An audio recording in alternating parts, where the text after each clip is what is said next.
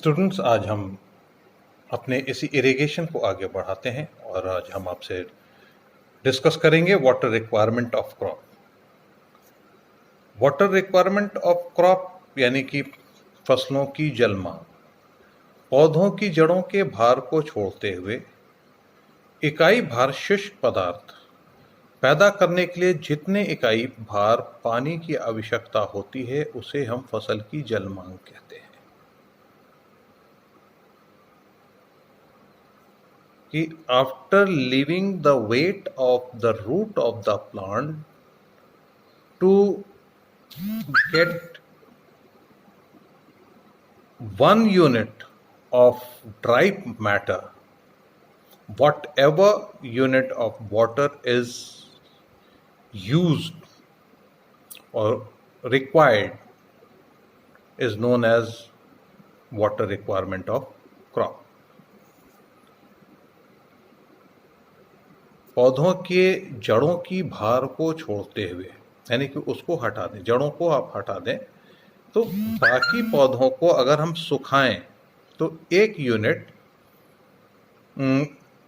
Dry matter जो भी हम निकालते हैं, प्रोड्यूस होता है, उसे सुखाने पर हमें प्राप्त होता है, उसको प्राप्त करने के लिए जितने यूनिट हमें पानी पौधों को देना पड़ता है या फसल को देना पड़ता है वो उस पर्टिकुलर फसल की जल मांग कही जाती है। इनको दूसरे शब्द में कहें या नए तरीके से अगर हम बात करें तो किसी फसल की जल मांग पानी की वो मात्रा है जो फसल को निश्चित अवधि तक उगाने के लिए आवश्यक होती है। ये निश्चित अवधि तक उगाने की, that means the total life span from germination to harvesting, ये निश्चित अवधि है। उसके बाद हम प्लांट को अलग कर लेते हैं या फिर दूसरी कंडीशन ये है कि अगर हम हार्वेस्टिंग पर नहीं लेते हैं तो सीड प्रोडक्शन, तो भी हमारा एक निश्चित अवधि। तो निश्चित अवधि तक उगाने के लिए जो भी पानी हम फसल को देते हैं वो फसल की जल मांग कही जाती है। अगर हम इसको दूसरे तरीके से देखें, फसलों की संतोषप्रद वृद्धि के लिए उसके परिपक्व होने तक जितने जल की आवश्यकता होती है वो उस फसल की जल मांग कहते हैं, उसको हम फसल की जल मांग कहते हैं। अगर हम इसको दूसरे तरीके से अगर हम देखें तो for the satisfactory growth of crop till maturity whatever water is needed or required is known as water requirement of that particular crop. Proper or satisfactory growth till maturity. Maturity तक जितनी भी हमको आवश्यकता है पानी के लिए, उसके प्लांट के सेटिस्फैक्ट्री ग्रोथ के लिए, पूरे क्रॉप के सेटिस्फैक्ट्री ग्रोथ के लिए जो भी हम पानी लगाते हैं उसको हम जल मांग में, वाटर रिक्वायरमेंट में रखते हैं। इसमें आपका वाष्पीकरण, वाष्पोत्सर्जन, पौधों में जो डिफरेंट मेटाबॉलिज्म एक्टिविटीज़ होती हैं, उनके अलावा सीपेज, ये सब कुछ इसमें इंक्लूडेड है। जो भी हम पानी खेत के अंदर देते हैं इसके बीच में जो कुछ भी होता सब कुछ उसके साथ इंक्लूडेड है और सब कुछ मिलाकर के फसल की जल मांग होती है। ये तो हो गया डेफिनेशन सिंपल। अब दूसरा है कि factor affecting the water requirement of crop. कौन कौन से कारक हैं जो फसलों की जल मांग पर प्रभाव डालते हैं? पहले पॉइंट वाइज हम आपको डिस्कस कर लेते हैं, फिर एक एक पॉइंट को हम क्लियर करते चलेंगे। Point number 1, atmospheric humidity, then solar radiation, then temperature, then wind velocity, then soil fertility, then kind of crop, leaf of plants, then spreading of root in soil, hoeing and weeding, duration of crop, kind of soil, alkalinity of soil. ये हमारी ज़रूरतें हैं, ये हमारे कारण हैं जिनकी वजह से फसलों की जल मांग बढ़ जाती है। हम इसको एक बाई एक लेकर के चलते हैं। नंबर एक, ह्यूमिडिटी, एटमॉस्फेरिक ह्यूमिडिटी। जितनी ज़्यादा एटमॉस्फेयर में ह्यूमिडिटी होगी उतनी ज़्यादा नमी वातावरण में पाई जाएगी। वातावरण में नमी होने की वजह से पौधों की जल मांग घट जाएगी। जितना ज़्यादा सूखा होगा, जितना ज़्यादा धूप होगी, जितना ज़्यादा ह्यूमिडिटी का लॉस होगा, पौधों की जल मांग बढ़ जाएगी। दूसरा है सोलर रेडिएशन। जितना तेज धूप उतनी ज़्यादा वाटर रिक्वायरमेंट, जितना हल्की धूप उतना कम वाटर रिक्वायरमेंट। उसके बाद आया टेम्परेचर। जितना ज़्यादा टेम्परेचर उतनी ज़्यादा वाटर रिक्वायरमेंट, जितना कम टेम्परेचर उतना कम वाटर रिक्वायरमेंट। अब अगर इन तीनों को एक साथ जोड़ दें, humidity, soil radiation and temperature. Soil radiation के बढ़ने से ह्यूमिडिटी घटेगी, टेम्परेचर बढ़ेगा, वाटर रिक्वायरमेंट बढ़ जाएगी।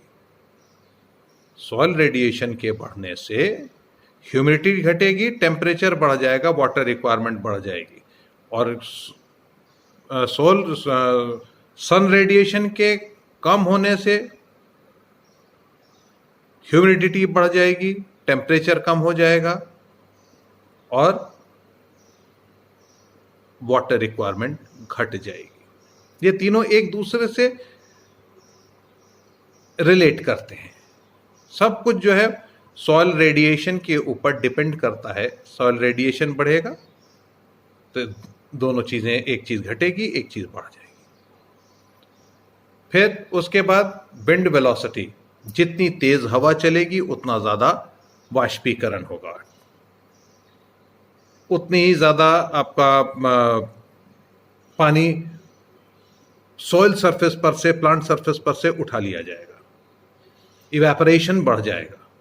और जब तेज़ हवाएं चलती हैं तो पौधों के पास पाई जाने वाली नमी को अपने साथ हटा लेती हैं, और जब वो हट जाती है तो वाटर रिक्वायरमेंट बढ़ जाएगी। जितना तेज़ हवा चलेगी वाटर रिक्वायरमेंट को बढ़ा देगी, जितना स्लो हवा चलेगी, शांत वातावरण रहेगा, उतना वाटर रिक्वायरमेंट कम हो जाएगी। उसके बाद सॉइल फर्टिलिटी। सॉइल फर्टिलिटी, जितनी भूमि आपकी उर्वरक है, जितना आपने उसमें खाद पानी दिया है, उसके वाटर होल्डिंग कैपेसिटी बढ़ जाती है। वाटर होल्डिंग कैपेसिटी बढ़ जाने से उसकी वाटर रिक्वायरमेंट कम हो जाएगी। और जितना हम उसको खाद पानी नहीं देते हैं तो खाद न देने की वजह से उसमें वाटर रिक्वायरमेंट बढ़ जाती है, क्योंकि उसकी वाटर होल्डिंग कैपेसिटी घट जाती है। यह हमने आपको पिछले उसमें हमने बताया था, water holding capacity as a physical property of soil. और उसमें हमने बताया था कि अगर हम उसके अंदर ऑर्गेनिक मैन्योर्स को हम डालते हैं, खेत के अंदर ऑर्गेनिक मैन्योर्स को डालते हैं, तो सॉइल की कंडीशन को वो इम्प्रूव करता है। और उसके इम्प्रूवमेंट में एक कंडीशन हमने आपको बताई थी कि वो वाटर होल्डिंग कैपेसिटी, सॉइल की वाटर होल्डिंग कैपेसिटी को बढ़ा देता है, और साथ में वो भूमि की उर्वरता को भी बढ़ाता है। तो जैसे जैसे वाटर होल्डिंग कैपेसिटी बढ़ेगी, उर्वरता को आप बढ़ाएंगे, खाद को डालेंगे, तो उसकी वाटर होल्डिंग कैपेसिटी को बढ़ाएंगे। वाटर होल्डिंग कैपेसिटी को बढ़ाने का मतलब है कि आप वाटर रिक्वायरमेंट को कम कर देंगे, और अगर आप खाद नहीं देते हैं तो वाटर रिक्वायरमेंट को आप बढ़ा देंगे। अब आया काइंड ऑफ क्रॉप। जैसी क्रॉप वैसा उसका डिमांड। जब अब धान है, गन्ना है, आलू है, अब जो कि ज़्यादा पानी चाहने वाली फसलें हैं, अगर आप उनको उगाते हैं तो उनकी वाटर रिक्वायरमेंट बढ़ जाएगी। और जो आप छोटे मतलब कि कम पानी चाहने वाली हैं, उनको अगर आप बोते हैं तो उनकी वाटर रिक्वायरमेंट उनकी कम हो जाएगी। उसी तरीके से काइंड ऑफ लीफ या लीव ऑफ द प्लांट, चौड़े पत्ते जैसे केला, कैना, और चौड़े पत्ते वाले जैसे कि अरवी, ऐसे पत्तों को अगर आप लेंगे तो जिनके पत्ते ज़्यादा चौड़े हैं, उनका सरफेस एरिया बड़ा है, उनके अंदर इवेपोरेशन ज़्यादा होगा, उनका वाटर डिमांड बढ़ जाएगी। अब उसी तरह से दलहनी फसलों को अगर हम ले लें तो उसके पत्ते महीन होते हैं, खास करके आपके चाहे चना ले लीजिए, चाहे मसूर ले लीजिए, चाहे उड़द ले लीजिए, उनका जो है पत्ते छोटे होते हैं, तो उसमें इवेपोरेशन कम होगा, उनकी वाटर रिक्वायरमेंट कम होती है।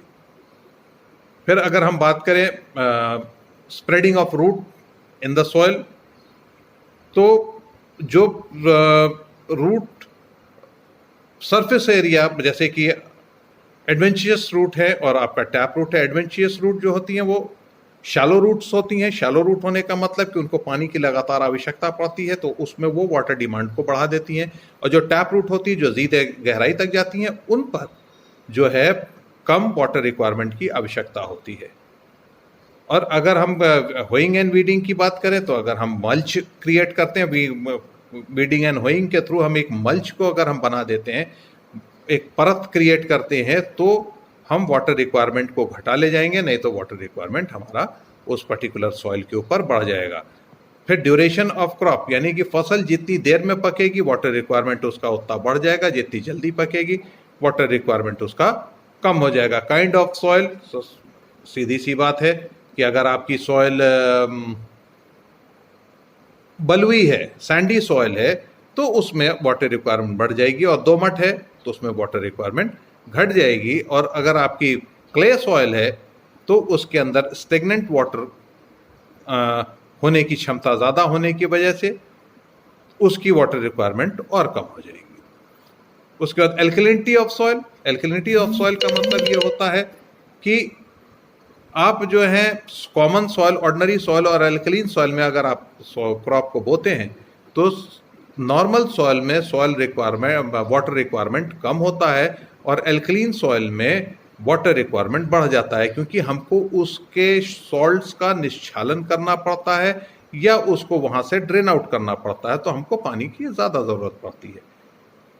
तो आज हम आपके साथ इस चीज़ को हमने डिस्कस किया है कि वाटर रिक्वायरमेंट, फसलों की जल मांग क्या है और उनके कारक क्या हैं। इसके ऊपर प्रश्न हम आपको कल देंगे और बाकी का हम आपको आगे कल बताएंगे।